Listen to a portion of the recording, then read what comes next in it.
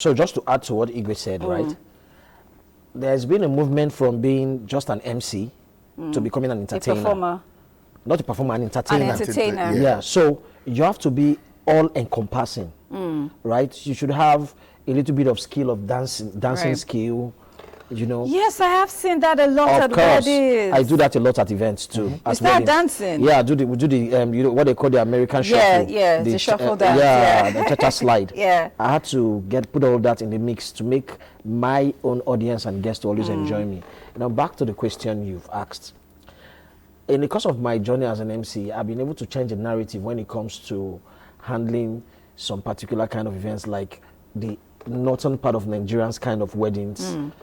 Before now, it was not the way it is, you know. So it was a challenge when I found myself in that setting. It was more subtle. Exactly, you know, because Northerners were more conservative. I happen to have grown up in the north. So, but we needed to put something in the mix to make that event come alive.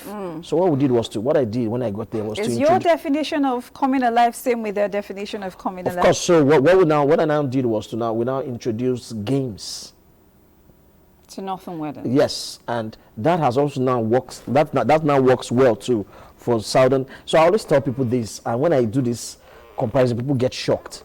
You see, every part of Nigeria has a temperament that works with them and that goes into all their events. Right. Not every MC handles an Igbo's wedding.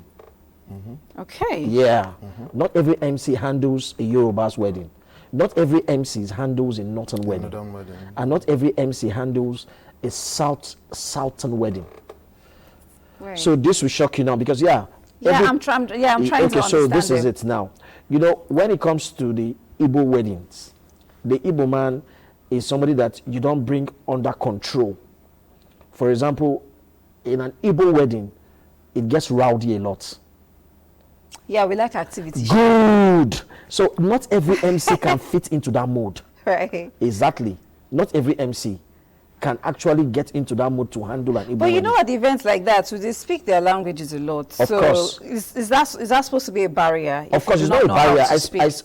I speak fluently 15 Nigerian languages. I'm sorry, what? 15. I can communicate in any language I want to. So this is what I do. If I'm coming to anchor your event, I want to go into the way you put greet as a people. If I don't want to learn anything else, I learn that. It gives me soft landing. That's the psychology part. I don't want to go into all that. Right. It helps the crowd to receive you. We are Nigerians. So when you speak people's language, they accept you. It comes with the tough, right?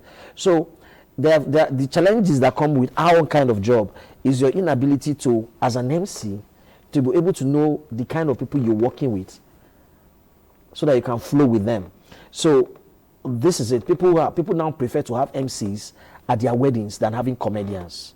True. A study was carried out, or you know that already. Yeah. So and why is that? People have found that they want their guests to be comfortable. They don't want their guests to be irritated. So what do you do as an MC? Your duty basically is to make sure the person that hired you never regrets that he hired your services.